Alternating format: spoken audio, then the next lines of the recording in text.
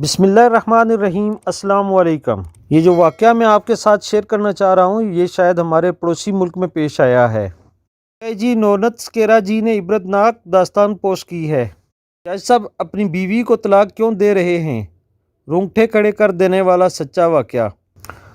کل رات ایک ایسا واقعہ ہوا جس نے زندگی کے کئی پہلوؤں کو چھو لیا۔ تقریباً شام کے 7 بجے ہوں گے، موبائل کی گھنٹی بجی، اٹھایا تو ادھر سے رونے کی آواز۔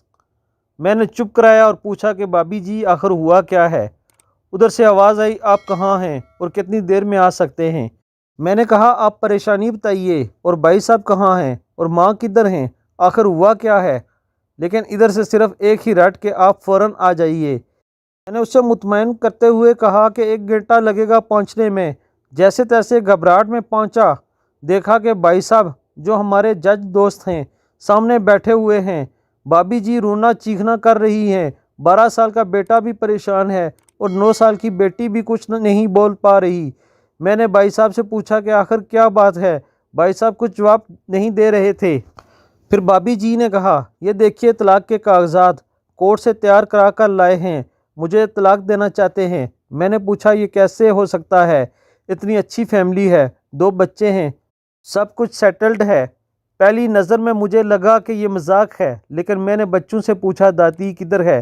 تو بچوں نے بتایا پاپا انہیں 3 دن پہلے نوئیڈا کے اولڈ ایج ہوم میں شفٹ کر آئے ہیں۔ میں نے نوکر سے کہا مجھے اور بھائی صاحب کو چائے پلاؤ۔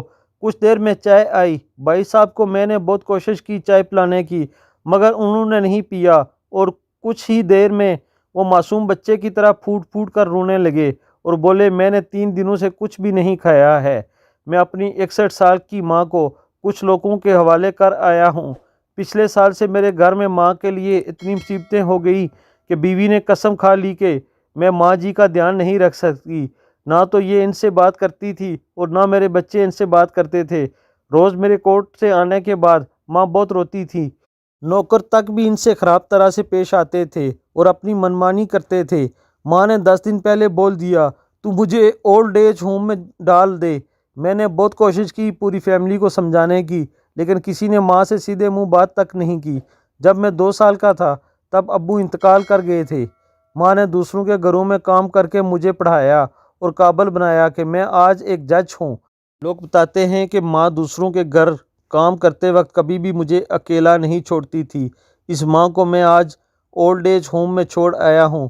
میں اپنی ماں کی ایک ایک دکھ کو یاد کر کے تڑپ رہا ہوں جو انہوں نے صرف میرے لیے اٹھائے تھے۔ مجھے آج بھی یاد ہے جب میں میٹرک کے امتحان دینے والا تھا، ماں میرے ساتھ رات بھر بیٹھی رہتی تھی۔ ایک بار جب میں اسکول سے گھر آیا تو ماں کو بہت زبردست بخار میں مبتلا پایا، پورا جسم گرم اور تپ رہا تھا۔ میں نے ماں سے کہا تجھے تیز بخار ہے؟ تب ماں ہنستے ہوئے بولی ابھی کھانا بنا کر آئی ہوں اس لیے گرم ہے۔ لوگوں سے ادھار مانگ کر مجھے دہلی یونیورسٹی سے LLB تک پڑھایا۔ ٹیوشن تک نہیں پڑھانے دیتی تھی، کہیں میرا وقت برباد نہ ہو جائے۔ کہتے کہتے رونے لگے اور کہنے لگے جب ایسی ماں کے ہم نہیں ہو سکتے تو اپنی بیوی اور بچوں کے کیا ہوں گے؟ ہم جن کے جسم کے ٹکڑے ہیں، آج ہم ان کو ایسے لوگوں کے حوالے کر آئے جو ان کی عادت، ان کی بیماری، ان کے بارے میں کچھ بھی نہیں جانتے ہیں۔ جب میں ایسی ماں کے لیے کچھ بھی نہیں کر سکتا تو میں کسی اور کے لیے بھلا کیا کر سکتا ہوں؟ آزادی اگر اتنی ہی پیاری ہے اور ماں اتنی بوجھ ہے تو میں پوری آزادی دینا چاہتا ہوں۔ جب میں بغیر باپ کے پل گیا تو یہ بچے بھی پل جائیں گے، اس لیے میں طلاق دینا چاہتا ہوں۔ ساری پراپرٹی میں ان لوگوں کے حوالے کر کے اس اولڈ ایج ہوم میں رہوں گا، وہاں کم سے کم ماں کے ساتھ رہ سکتا ہوں۔ اور اگر اتنا سب کچھ کرنے کے باوجود ماں آشرم میں رہنے کے لیے مجبور ہے تو ایک دن مجھے بھی آخر جانا ہی پڑے گا۔ ماں کے ساتھ رہتے رہتے عادت بھی ہو جائے گی، ماں کی طرح تکلیف تو نہیں ہوگی۔ جتنے بولتے اس سے بھی زیادہ رو رہے تھے۔ اس درمیان رات کے 12:30 ہو گئے۔ میں نے بابی جی کے چہرے کو دیکھا، ان کا چہرہ پچھتاوے کے جذبات سے بھرا ہوا تھا۔ میں نے ڈرائیور سے کہا ابھی ہم لوگ نوئیڈا چلیں گے۔ بابی جی، بچے اور ہم سارے لوگ نوئیڈا پہنچے۔ بہت زیادہ گزارش کرنے پر گیٹ کھلا۔ بھائی صاحب نے گیٹ کیپر کے پیر پکڑ لیے، بولے میری ماں ہے، میں اسے لینے آیا ہوں۔ چوکیدار نے پوچھا کیا کرتے ہو صاحب؟ بھائی صاحب نے کہا میں ایک جج ہوں۔ چوکیدار نے کہا جہاں سارے ثبوت سامنے ہیں تب تو اپنی ماں کے ساتھ انصاف نہیں کر پائے، اوروں کے ساتھ کیا انصاف کرتے ہوں گے صاحب؟ اتنا کہہ کر ہم لوگوں کو وہیں روک کر وہ اندر چلا گیا۔ اندر سے ایک عورت آئی جو وارڈن تھی۔ اس نے بڑے زہریلے لفظ میں کہا، بجے رات کو آپ لوگ لے جا کر کہیں اس سے مار دیں تو میں اللہ کو کیا جواب دوں گی؟ میں نے وارڈن سے کہا، بہن آپ یقین کیجئے یہ لوگ بہت پچھتاوے میں جی رہے ہیں۔ آخر میں کسی طرح ان کے کمرے میں لے گئی۔ کمرے کا جو نظارہ تھا اسے لفظوں میں بیان کرنا مشکل ہے۔ صرف ایک فوٹو جس میں پوری فیملی ہے، وہ بھی ماں جی کے بغل میں جیسے بچے کو سلا رکھا ہے۔ مجھے دیکھا تو اسے لگا کہیں بات نہ کھل جائے، لیکن جب میں نے کہا کہ ہم لوگ آپ کو لینے آئے ہیں تو پوری فیملی ایک دوسرے سے لپٹ کر رونے لگی۔ آس پاس کے کمروں میں اور بھی بزرگ تھے، سب لوگ جاگ کر باہر تک ہی آ گئے۔ ان کی آنکھیں بھی نم تھیں۔ کچھ وقت کے بعد چلنے کی تیاری ہوئی۔ پورے آشرم کے لوگ باہر تک آئے۔ کسی طرح ہم لوگ آشرم کے لوگوں کو چھوڑ پائے۔ سب لوگ اس امید سے دیکھ رہے تھے شاید انہیں بھی کوئی لینے آئے۔ راستے بھر بچے اور بھابھی جی تو چپ چاپ رہے، مگر ماں اور بھائی صاحب ایک دوسرے کے جذبات کو اپنے پرانے رشتے پر بٹھا رہے تھے۔ گھر آتے آتے قریباً 3:45 ہو گئے۔ بھابھی جی بھی اپنی خوشی کی چابی کہاں ہے یہ سمجھ گئی تھی۔ میں بھی چل دیا، لیکن راستے بھر وہ ساری باتیں، وہ سارے نظارے آنکھوں میں گھومتے رہے۔ ماں صرف ماں ہے، اس کو مرنے سے پہلے نہ ماریں۔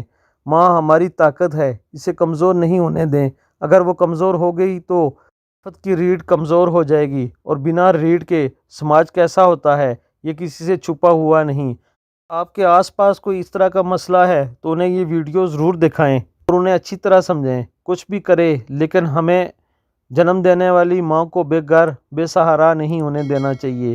اگر ماں کی آنکھ سے آنسو گر گئے تو یہ قرض کئی سالوں تک رہے گا۔ یقین مانیں سب کچھ ہوگا آپ کے پاس، لیکن سکون نہیں ہوگا۔ سکون صرف ماں کے آنچل میں ہوتا ہے۔ آنچل کو بکھرنے مت دینا۔ دوستو، ہمارے دین میں تو یہ کہا گیا ہے کہ ماں کے قدموں کے نیچے جنت ہے۔ جس جنت کی تلاش کے لیے ہم دن رات عبادت کرتے ہیں، وہ جنت تو ہماری ماؤں کے قدموں کے نیچے ہوتی ہے۔